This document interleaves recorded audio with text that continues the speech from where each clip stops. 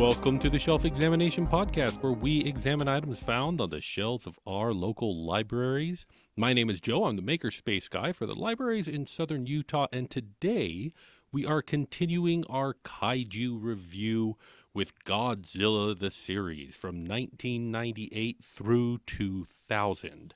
So earlier, Sarah and I reviewed the Godzilla movie from 1998 with Matthew Brodrick.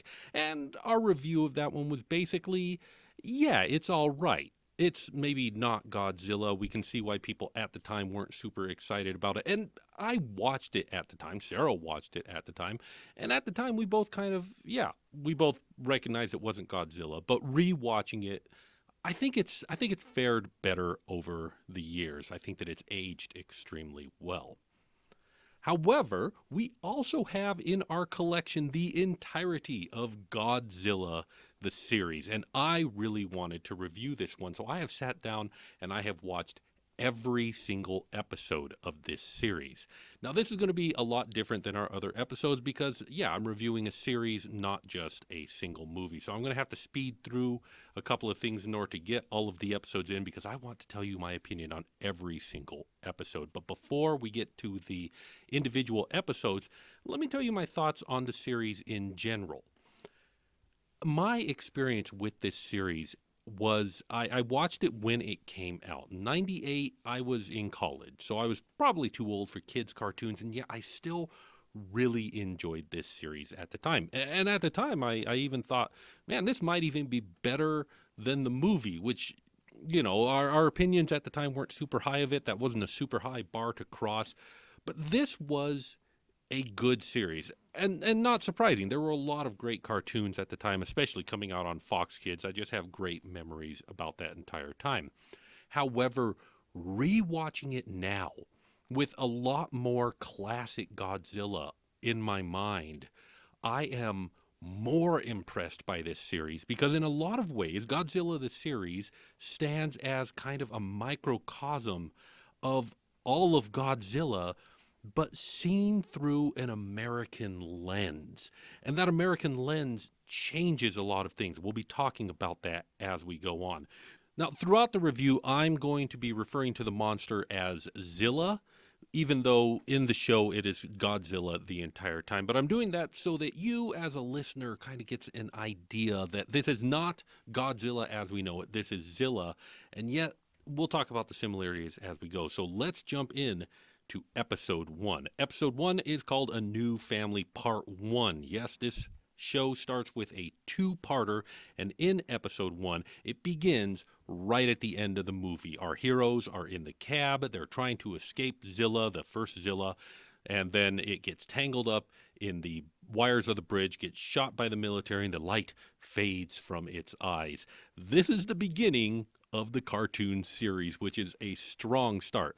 Now, also in the movie, neither Sarah and I came off with a really good opinion of Audrey. And right at the beginning, Audrey is trying to interview Nick about the death of Zilla, and he is just not up for it. And for a brief moment, for just a moment, I hoped that the writers of this show felt about Audrey the way that we did. Like he blew her off. And for the rest of this episode, Audrey is kind of relegated to we're not really sure what her relationship is. She is trying to push herself as the girlfriend, and yet Nick is he's got other things going on and just not interested. I hoped that they were going to shove Audrey to the sidelines, but as we'll find out later on, that doesn't happen. But for this one episode, there was hope. Now, at this point, Nick is convinced that he needs to go check and make sure that all 100% of the eggs were destroyed. And of course, we know that there was one left. The military takes him over there. He searches around, gets separated from the military, and ends up covered in agnomic fluid. I just made that word up. And then the egg hatches, and a new Zilla emerges and imprints on Nick and thinks that Nick is its daddy. So that is the relationship of this show. That's the central premise of this show, that the new Zilla is friendly, especially to Nick, because it views Nick as its parent figure and will come to the rescue of Nick at any time. And this relationship remains throughout the entire show. Like I say, this Zilla starts out as a friend, which, comparing that to the path that Godzilla takes in the movies. In the original Godzilla, he's just a monster. And then in the next movie, they have to bring in a new Godzilla because they killed the first one. But through, fighting other monsters, eventually Godzilla transforms into being the hero of the people. And so it's interesting to me that right off the bat, they were making a good story, but it also follows the pattern of Godzilla, that this monster was a creature to be destroyed. It was destroyed. And then they kind of jumped straight to, and now it's friendly, which is fine and it's great. Throughout the rest of this episode, we're introduced to his team, consisting of Elsie Chapman, who was from the movie, and Mendel Craven, who was also from the movie, plus a new character, Randy Hernandez, an intern he apparently had the whole time, but that never showed up in the movie, that lends the team a little bit of street cred. He also has a base on Staten Island docks, which apparently he just has always kind of had, but again, it never showed up in the movie. And this seems to me like prime real estate that seems odd he would just have, but they do make a point about, it's supposed to be condemned and run down, and how are you even here when, because it's condemned and run. It's still Staten Island. Like, somebody would bulldoze that and turn that into prime property. But it's a good thing that he's got space on the riverside, because sure enough, that's where Zilla's going to meet him all the time. They also introduce us to a robot character named Nigel. This is Craven's robot, and it's just a remote controlled robot, but it has a voice, and it is voiced by Tom Kenny, aka SpongeBob. And I thought it was interesting. Throughout the show, I was like, I can hear Tom in that one. I can hear a little bit of SpongeBob in it. Now, mostly throughout the series, Nigel serves as a punching bag. I cannot tell you how many times throughout the series that we heard, "Nigel, no!" as he gets destroyed, a la "You Killed Kenny" style. I think that somebody could make an entire montage of "Nigel, no!" as he gets destroyed, because it happened so often in this series. However, there is a monster looming. And of course, the military thinks that it's Zilla who's doing all of these bad things. It's a black ink that's coming up and absorbing people, and it's sunk a couple of ships. But we don't see the monster in this first episode. However, Major Anthony Hicks, who is also played by the same guy, Kevin Dunn, who played him in the movie. He's reprising his role. Several people are actually reprising their role from the movie in this, which I think is kind of cool. But, he's kind of got a soft spot for Nick. He lets Nick off the hook, and that extends to when he finds out that Zilla is now friendly to him, to Nick. And so that also becomes a ongoing relationship in this series, and that is the end of episode 1. In part 2, the kaiju is finally revealed, kind of. We see a whole bunch of squids are the ones creating this ink, and a new character is introduced in Monica Dupre. She is the French officer taking over from Jean Reno's character in the movie as the kick-butt French Secret Service agent who is initially antagonistic, but she does offer the team an upgrade in resources, because her job is to keep track of Godzilla and kill Godzilla, and they're the ones who are most on the end of it. So tracking down this new monster, she's like, well, I got a boat and resources, and you can use them to do this job. But she is there to kill Godzilla at first. Now, it's interesting at this point. Audrey shows up again, and she is extremely jealous of all of these female characters that are showing up around Nick. Now, I should mention, it's about a 50-50 split. Actually, if you count Major Hicks, it's leaning a little bit more towards the male characters. But they have built this team with a 50-50 split. However, there is a focus at this point on all of the women who are around Nick. And for just a brief moment, I was like, are they going the harem route? But then I remembered, no, wait, we got Craven, we got Randy. We have lots of opportunities for relationship pairings going on, which creates good drama, creates good story. They're setting themselves up to be able to have a series, and they're doing it very well. Other series that I have watched, I can think of Rebels and other things like that. The setup feels rushed. This doesn't. They are taking their time with their setup and getting everything in place that they want to have that drama, but they're not rushing into those relationships and they're letting them build. And honestly, it's better than it has any right to be, and I love it. So the giant squids that were creating all the ink, turns out they were just food for the real bad guy, Crustaceosaurus Rex. We get a good monster fight, and eventually Crustaceosaurus Rex gets buried under a rock slide. Zilla gets buried under a rock slide, but of course Zilla pops itself out. Now we get the military fighting Zilla, and Zilla, for no good reason that I can think of other than it puts him in the good graces of everybody, digs up all the ships of the squids had sunk, which had put all the people inside of them in some sort of suspended animation conveniently so that there is no human deaths on this one. He digs up all the ships, they float to the surface, and Anthony Hicks goes, all right, maybe this monster's not so bad, guys. Zilla is dead. Godzilla is dead, he tells his people, and they back off and don't fight Zilla. And nobody's hurt, and it's a big happy ending. And there we go. This first two-part episode does a really good job of establishing the framework that everything is going to be built on. Plus, in this episode, this new Zilla has atomic breath, glowing eyes, glowing spines. It is awesome, and it's what we wanted in the first place. I mean, I feel like the writers really got what was missed in the movie, and we're almost writing a story that could be just what we wanted, and I love it for it, and it's great. So in episode 3, called DOA, the A story is Zilla versus a giant worm. This giant worm has a Spanish name that I will absolutely butcher, El Gisanto Gigante, I guess. It's eating crops on this made-up island of Costa Roja.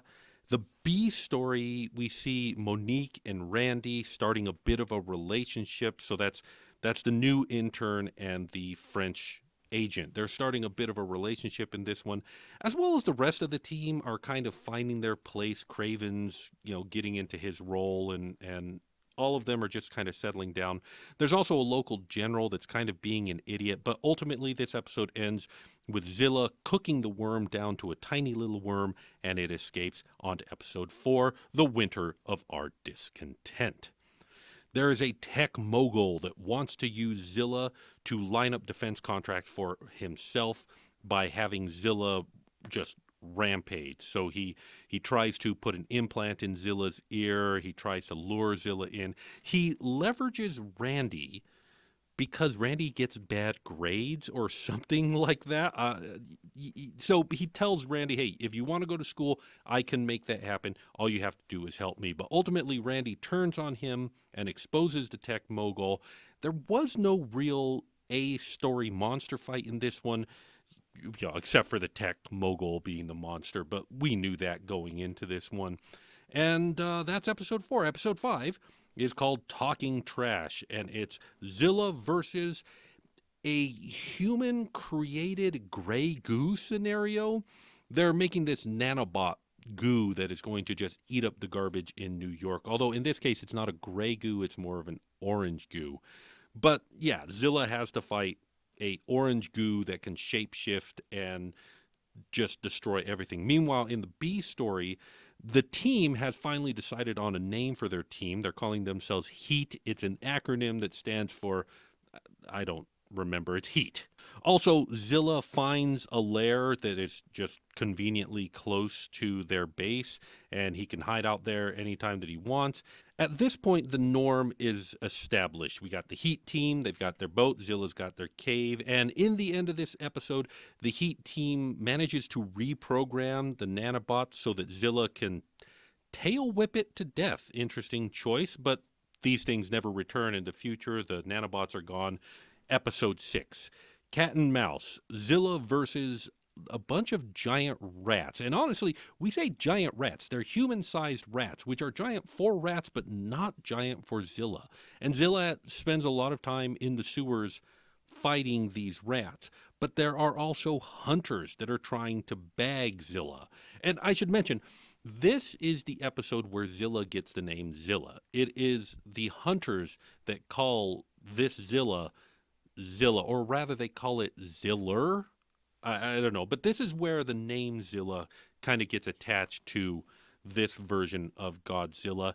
In the B story, Nick and Audrey decide to give their relationship another try, but ultimately they decide that they're both too busy for each other. Eventually, also, the rats are washed out to the bay and the hunters are arrested, and that's this one. Episode 7, What Dreams May Come. This episode was really interesting. It's Zilla versus an electrical kaiju named the Crackler that is destroying the city.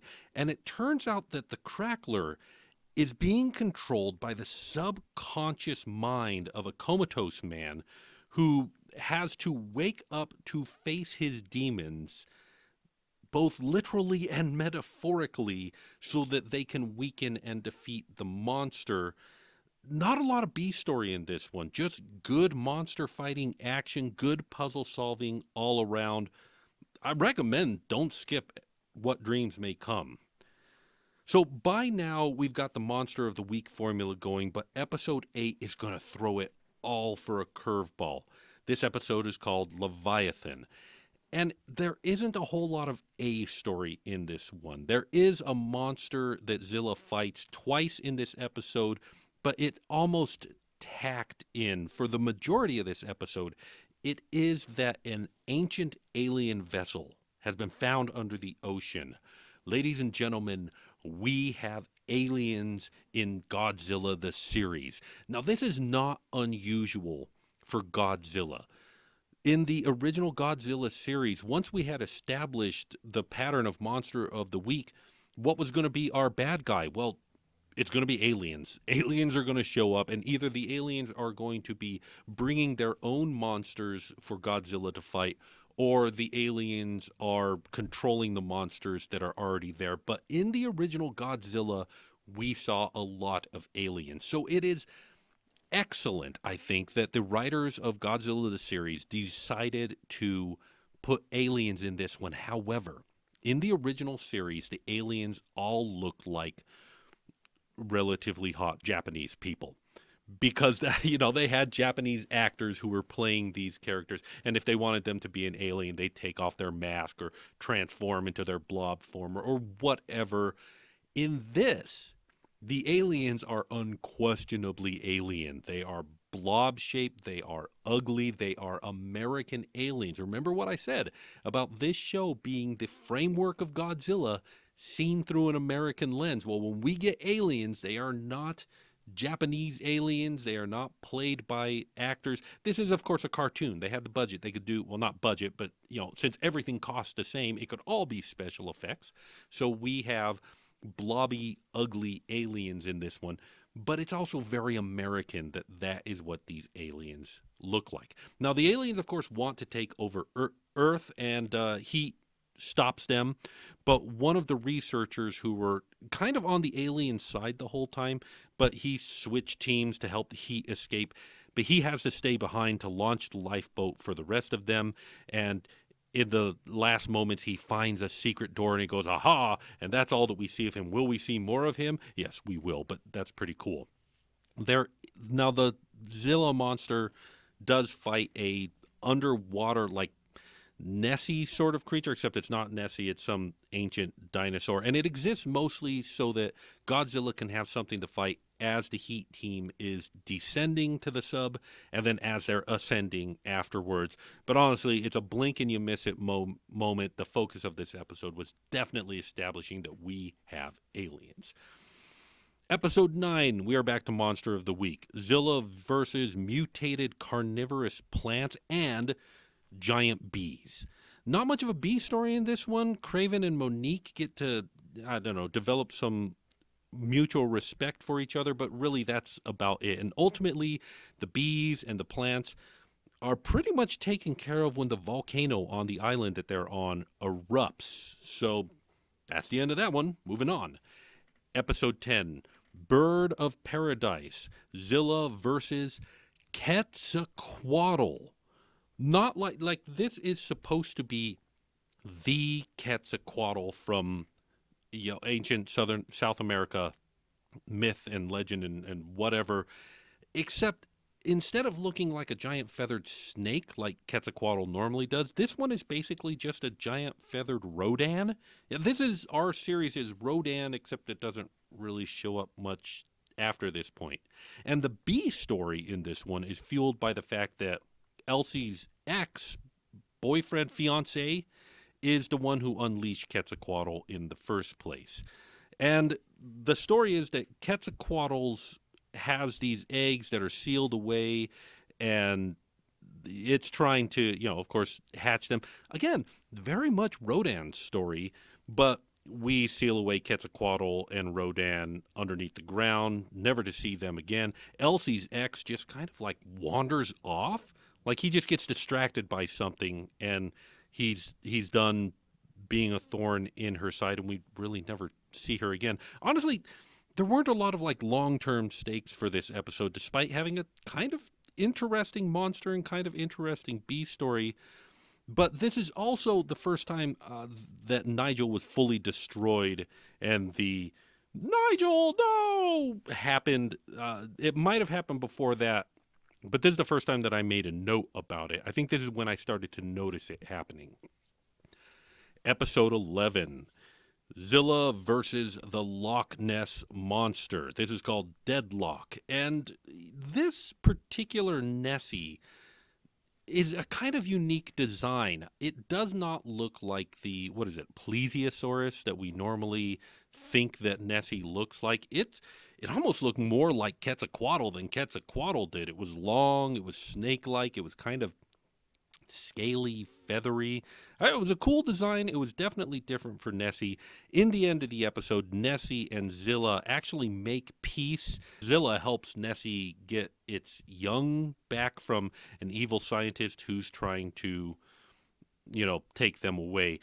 And there's not a whole lot of B story in this one either, other than we established that Elsie is a believer in the fantastic. She's opening this episode by watching a TV show about Nessie, and when they all get to go to Loch Ness and see that Nessie is real, she gets to be like, "Ha! I told you that this thing that you all thought was make-believe was absolutely real, even though we all have a pet dinosaur already." But Nick eventually had to come to terms that sometimes believing is okay. Now, episode 12 begins a 3-episode arc. We are barely halfway through season 1, and we get Monster Wars. So here it is. The aliens from episode 8 are back, and they have brought every monster heavy hitter that they could with them. Previous monsters, all of them that have not been fully destroyed, all of them that they wanted to bring back, and actually a couple that are going to show up in later episodes, are brought in to have this just absolute Royal Rumble. It's got a ton of great monster scenes in this entire series, including like what I call postcard scenes, where the monsters are attacking the sites that you would see on a postcard.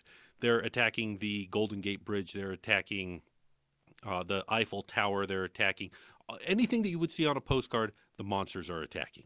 In this episode, we also get friends who are being like zombified by the aliens to help them, and so now we've got the drama of we need to stop the aliens, but it's our friends, we can't hurt them. Later on, it's got humans flying alien spaceships that they've stolen like it's Independence Day, and And, okay, this is a big spoiler. If you think you're going to watch any of this show, watch this episode so that I don't spoil this for you because this is awesome. You got 3 seconds to make a decision whether you're going to watch it or have me spoil it. Three, two, one. The return of the original Zilla from the movie, resurrected as a cyborg by alien tech. Oh my goodness, this was cool. I do not think that that has ever been done in any of the Godzilla movies, though we have had cyborgs, but they started out that way. We never saw like a previous iteration of Godzilla come back, but that is exactly what we get here. Cyberzilla. And of course, our new Zilla recognizes its actual parent, which puts some serious strain on Nick and Zilla's relationship. And our new Zilla is now rampaging after its actual parents' footsteps because he abandons Nick. Now, eventually, he does manage to break the aliens' control on the monsters, who then see the aliens as a threat and turn around and attack them. Zilla eventually chooses Nick over the defiled corpse of its parent, and the aliens retreat in the end. So overall, though, a great episode, and I should mention, in the process, the aliens managed to take all of the monsters that in this show are frequently called mutations. They gathered them all in one place on one island. So we now have Monster Island in Godzilla the series, which is again another trope from the original Toho movies.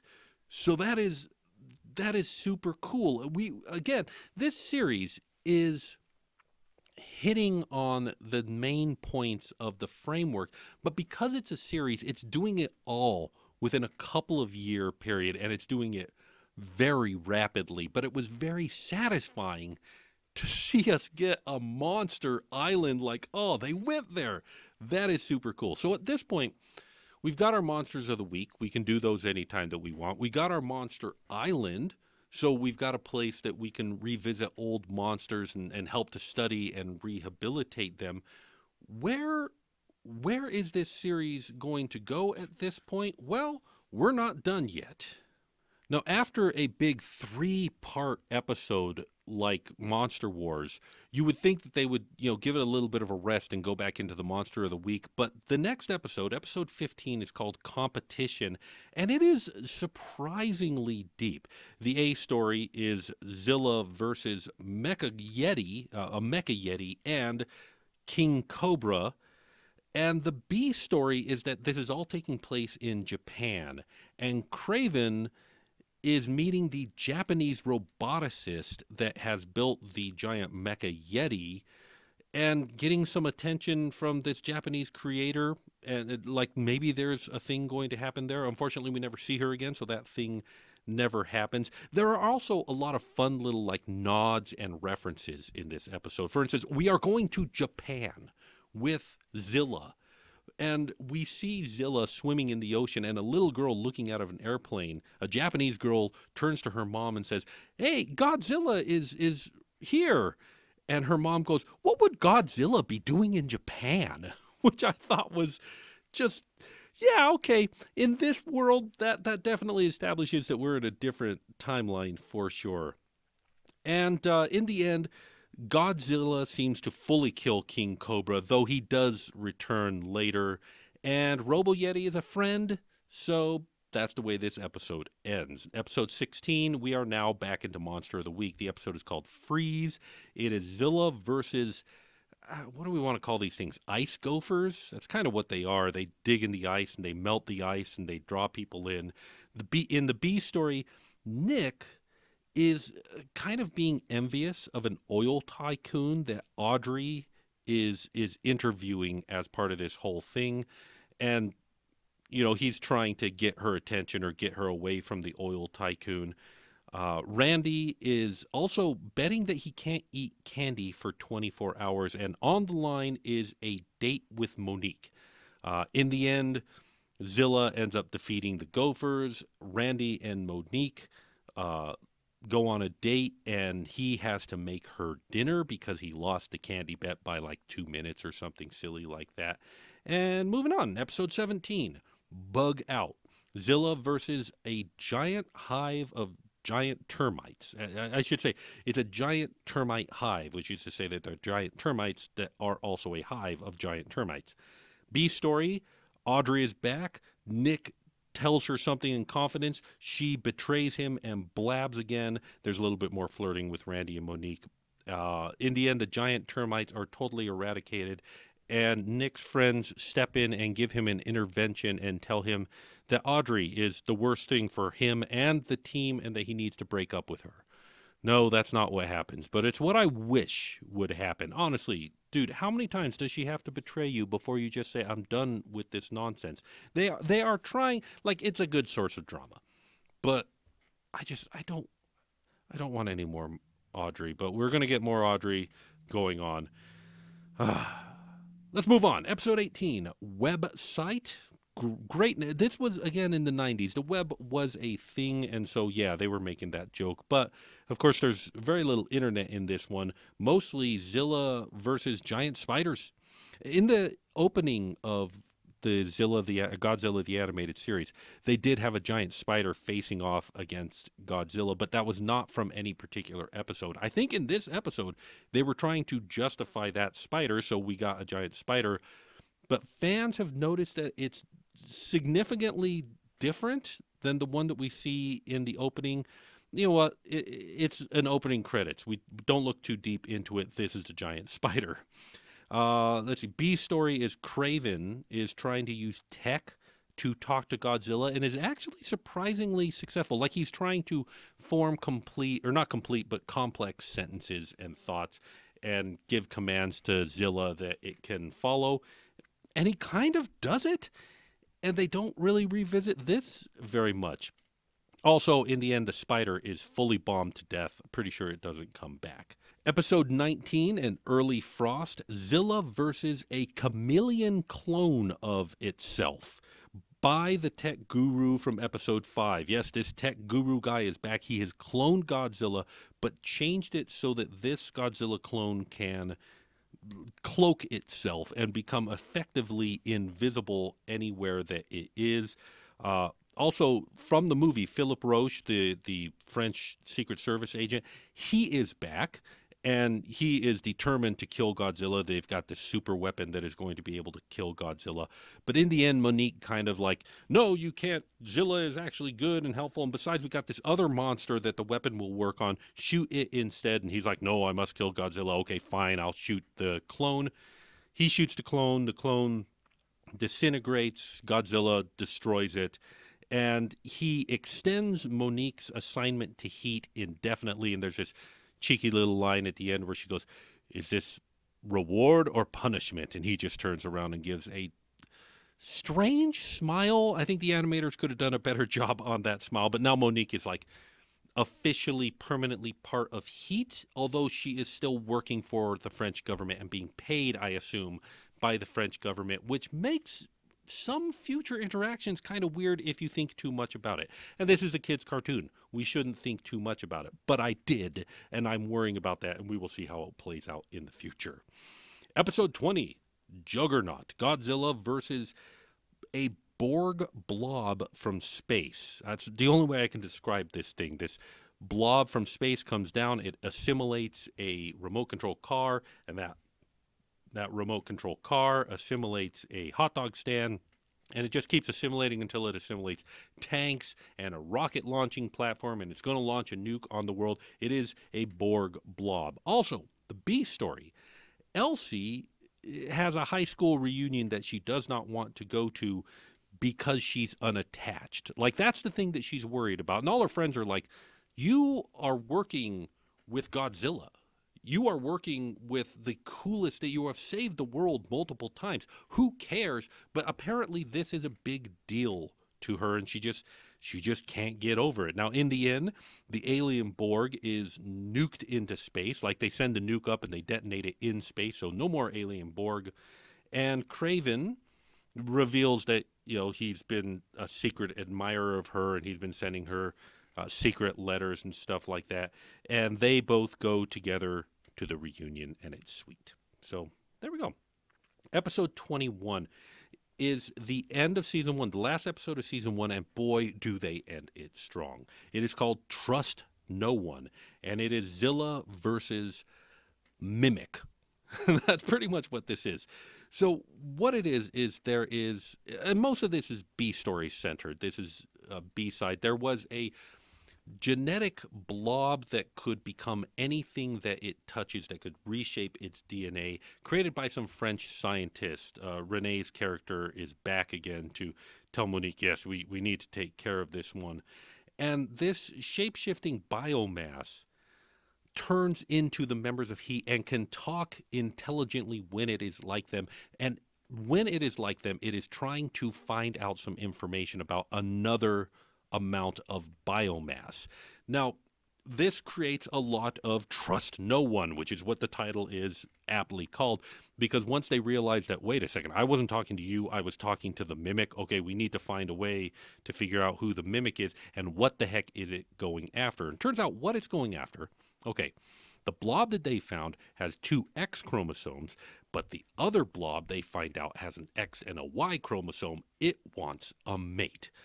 This felt unnecessary to me. Like, it could have just been, it wants to find more mass so that it can become bigger so that we can have a Godzilla fight at the end.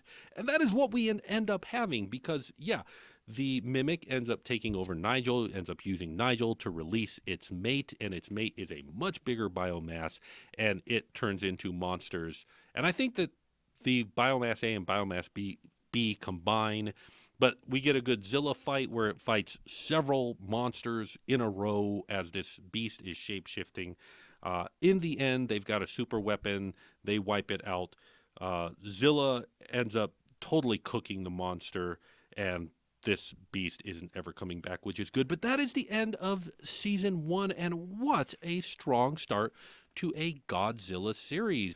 But we are going to leave it here. So join us next time for season 2 of Godzilla, the series, on the Kaiju Review on the Shelf Examination podcast. And if you enjoy what we do, if you enjoy these silly little conversations, well, be sure to engage with the algorithm in all the ways that it likes. Like, leave a comment, leave a review, and let people know that you're listening to our podcast. But for now, that's going to be it for this episode. I'm Joe, and I'm encouraging you to do some shelf examination of your own at your local library. We'll see you next time.